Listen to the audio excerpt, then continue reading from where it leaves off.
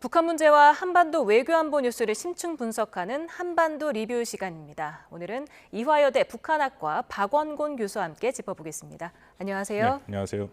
네, 지금 북한이 얼마 전에 개장을 하면서 대대적으로 홍보를 했던 원산 갈마 해안 관광지구에 지금 이상 기류가 감지되고 있는 것 같습니다. 갑자기 외국인 관광객은 잠정적으로 받지 않고 있다 이렇게 밝히면서 이유를 설명하지 않았어요. 어떻게 보십니까? 글쎄, 북한 국가관광총국이죠. 운영하는 웹사이트에서 7월 1일부터 운영을 시작했다라고 밝혔고, 그리고 영국 BBC 방송에 따르면 러시아 관광객 일부가 들어갔다라는 그런 얘기도 들리긴 하거든요. 근데 갑자기 외국인 관광객을 받지 않겠다라는 그런 또 메시지가 나와서 몇 가지 이유가 추정이 됩니다. 일단은 이것도 해외 언론 매체에서 나온 건데, 현재 그 원산 갈마 해양 그 지구에 17개의 대형 호텔 중에 한 6개 정도만 완공이 된 것 같다. 왜냐하면 이거 위성 사진으로 보니까 6개 호텔에만 그 호텔 이름이 있고 나머지는 호텔 이름이 없더라고요. 그래서 그러기 때문에 아직 완공이 되지 않은 것 아니냐라는 이제 그런 의구심이 들고 있고요. 또 하나는 러시아 관광객이 간다고 하는데 모스크바 평양발 비행기로 해서 갈 수 있는 하루 최대 인원이 170명밖에 되지 않습니다. 그래서 사실상 뭔가 이렇게 관광객을 모았는데 굉장히 적은 숫자만 갈 수도 있다라고 판단이 되고, 또 하나는 러시아 입장에서도 이게 꽤 비용이 높아서 부담이 되는 액수거든요. 현재 그 나온 걸 보니까 사흘 총 그 기간 동안 지불해야 할 관광 비용이 달러로 1,800달러, 그러니까 248만 원 상당인데, 이거는 러시아 그 보통의 근로자의 월급의 1.4배 정도 되는 적지 않은 돈이거든요.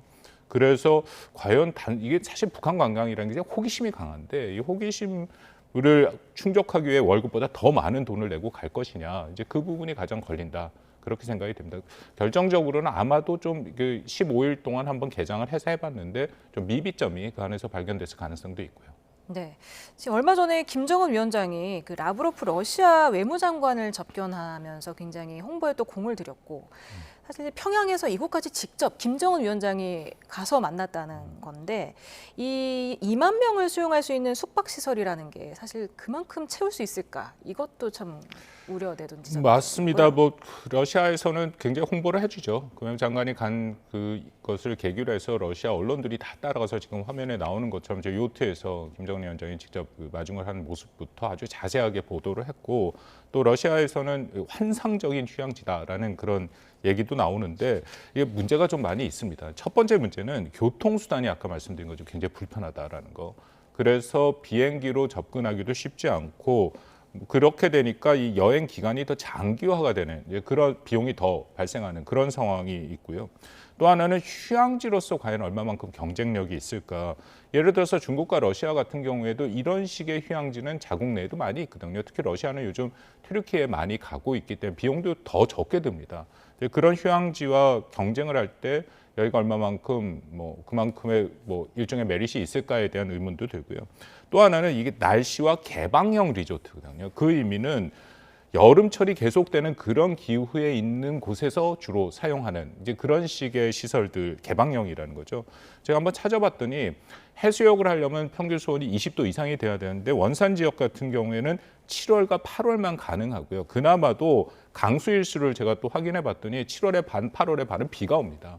그렇다면 실질적으로 바다에서 이것을 즐길 수 있는 게 한 달 정도밖에 안 된다라는 거고, 나머지는 기온이 안 좋으니까 실내로 들어가야 된다라는 거거든요. 그러니까 경쟁력이 크지 않다라는 거고요. 또 하나는 대규모 관광시설을 2만 명을 얘기하는데, 아까 잠깐 말씀드린 것처럼 이 전력 문제도 분명히 북한은 심각하지 않습니까? 현재 평양조차도 매일 수시간의 그 단속적 공급을 이루고 있는데 과연 이게 제대로 작동할 것인가에 대한 의문도 있는 거고, 이런 것을 다 사실 극복한 유일한 방법은 중국에서 관광객을 보내주는 거거든요.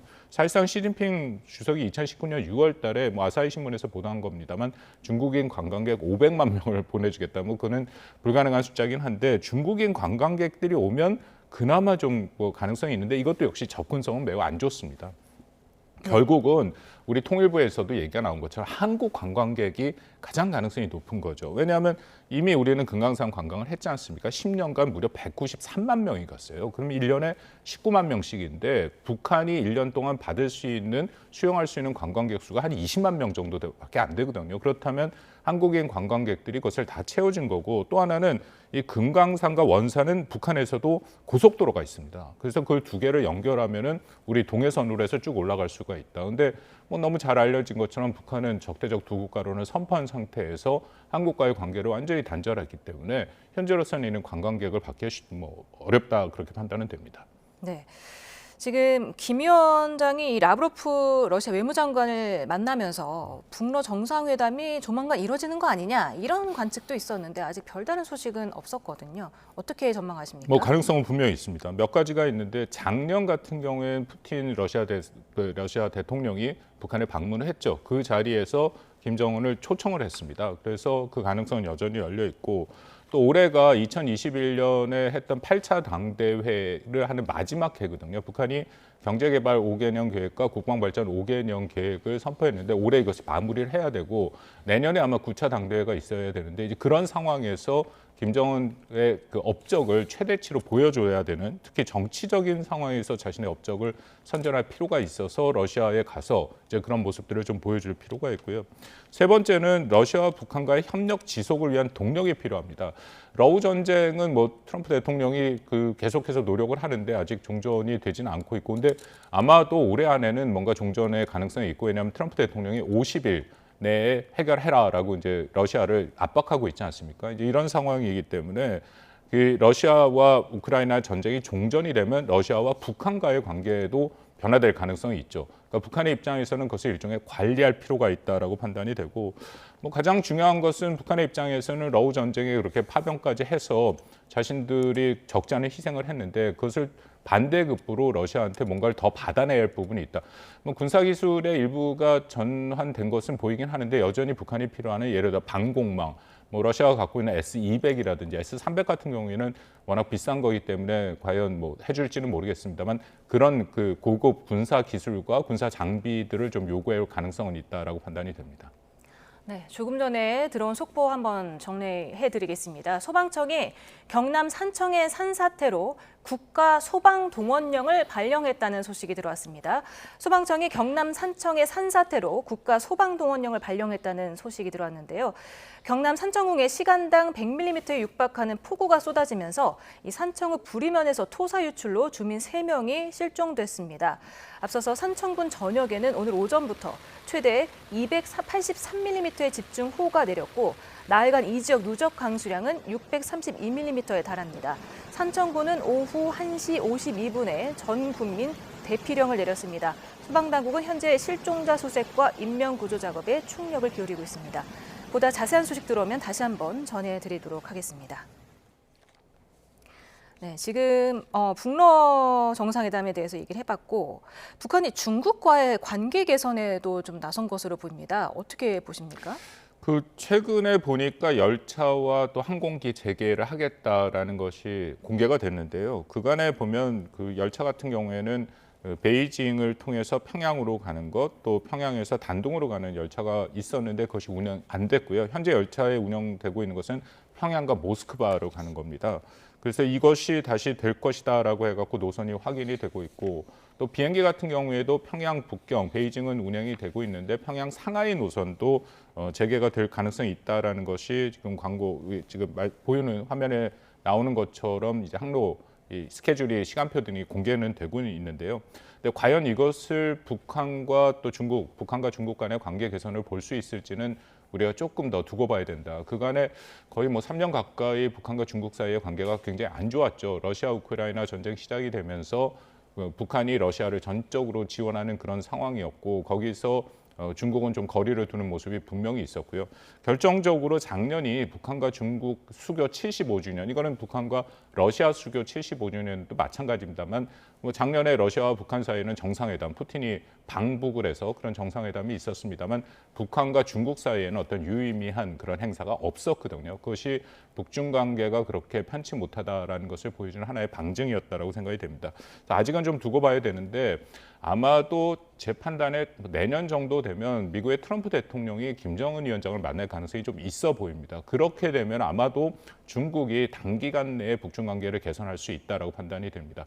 우리가 2017, 18년에 이거 똑같은 것을 봤거든요. 예를 들어 2018년 2월 달에 트럼프 대통령이 김정은과 정상회담을 한다니까 바로 시진핑 주석이 김정은을 베이징에 초청을 했거든요. 그것이 북한과 중국 또 그 미국 간의 삼국 간의 관계 역동인데 그래서 현재 관계가 안 좋다 하더라도 이것이 정말 뭐 관계 단절은 아니고 좀 굉장히 낮은 상황이긴 하지만 또 미국 요소로 인해서 관계가 회복될 가능성은 여전히 열려 있다라고 판단은 됩니다. 네. 그런가 하면 오는 9월에 예정된 중국의 전승절에 이재명 대통령이 참석하느냐 마느냐를 두고선 굉장히 공방이 이어지고 있는데 일단 정부는 한미 정상회담이 우선이다 이런 입장을 밝히고 있거든요. 교수님이 보시기엔 어떻습니까? 글쎄 뭐 언론에 나오는 걸 보니까 아마 참석 안 할 것 같다라는 식의 얘기가 나오는데요. 저는 개인적으로 참석하는 것은 너무 큰 부담이 된다고 생각을 합니다. 왜냐하면 현재 트럼프 행정부뿐만 아니라 미국이 중국에 대해서 강력한 견제를 하겠다라는 것은 정치권뿐만 아니라 학계 또 미국 국민들 사이에 굉장히 공감대가 이루어지고 있거든요. 미국이 정치적으로 굉장히 지금 양분화가 돼 있는데 그럼에도 중국에 대해서는 같은 목소리를 내고 있다. 최근에 최근에 미국에서 나오는 여러 가지 목소리들을 보면 아주 일관되게 중국 견제 얘기를 하고 있습니다. 예를 들어서 3월 말에 워싱턴 포스트에서 나온 잠정 국방 전략 지침을 보면 중국을 유일한 위협이다라고 아주 명백하게 규정을 해버렸고요. 또 그 스티브 마이런 백악관 경제자문위원회 위원장 같은 사람은 이 관세와 대중 견제를 연계하겠다라는 이제 그런 얘기도 하고 있고 또 최근에는 제이비어 브론슨 주한미군 사령관, 연합사 사령관이기도 한데 이 사람이 얘기한 걸 보면은 주한미군의 역할을 북한 위협 외에도 중국 견제를 하겠다라는 것을 주한미군 사령관이 처음 얘기를 한 겁니다. 2번 이상 공개석상에서 얘기를 했고 또 한미일 틀을 여전히 이건 뭐 바이든 행정부 때 시작이 됐습니다만 트럼프 행정부 또 존중하면서 이걸 통해서 중국을 견제하겠다라는 이제 그런 입장이 있기 때문에 이런 상황에서 전승절에 참여하게 되면 미국은 한국의 의도를 의심하게 될 가능성이 크고요. 우리가 2015년에 한번 경험을 했죠. 당시 박근혜 대통령이 전승절에 참여를 했었는데 그때 참여한 국가들을 보면요.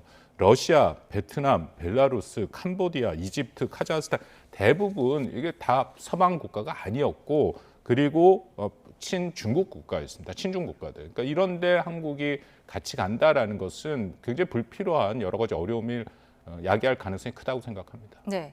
그런데 지금 한미 정상회담은 거론조차 되고 있지 않은데 역대 정부를 봤더니 김영삼 전 대통령은 취임 후 135일 만에 지금 한미 정상회담이 있었던 반면에 또 직전에 윤 전 대통령은 11일 만에 성사가 됐거든요. 이 시기가 좀 중요합니까? 시기는 저는 뭐 그렇게 중요치 않는다고 생각하는데 문제는 트럼프 대통령이 8월 1일 관세를 또 부과하겠다라고 일종의 다 시간표를 마련해 놓은 상태이기 때문에 전 세계 미국 우방국 동맹국 이 관세에 대한 압박을 받고 있는 모든 국가들은 정상회담을 하려고 굉장히 노력을 하죠. 언론에 일부 보도가 됐습니다만 가장 최근에 필리핀에서도 대통령이 드디어 뭐 22일 날 트럼프를 만난다라고 얘기를 하는데 여기도 관세 문제 때문에 굉장히 짧은 기간 내에 정상회담이 이루어지는 거거든요. 이게 문제가 왜 되냐면 아무리 대통령 말고 그냥 실무선에서 장관급에서 이 관세 협상을 한다 하더라도 현재 트럼프가 보여주고 있는 것은 트럼프 대통령 사실 마음대로 하는 것이 굉장히 강합니다. 그래서 실질적으로 아무리 실무에서 이 협상이 되더라도 트럼프 대통령이 이것을 뒤집을 수 있다는 거거든요. 그렇다면 결국은 대통령 간에 뭔가 직접적인 협상이 필요한 상황이다. 그리고 아직까지 상견례가 되지 않은 상태니까 이런 것들이 매우 중요한 협상의 한 틀이다라고 판단이 되고요. 이런 면에서는 빨리 만나는 것이 현재로서는 우리한테는 좀 더 도움이 되지 않을까 싶습니다. 그럼에도 좀 조심스러운 게 잘 알려진 일본의 이시바 총리 같은 경우에는 만나서 뭐 굉장히 뭐 아부를 했다라는 표현이 나올 정도로 비위를 맞췄는데 결국 관세 폭탄을 벗어나지 못했거든요. 그렇지만 그럼에도 만나는 것이 현재로서는 조금 더 유리하지 않은가 그렇게 판단은 됩니다. 네, 오늘 말씀 여기까지 듣겠습니다. 이화여대 북한학과 박원곤 교수였습니다. 오늘 말씀 감사합니다.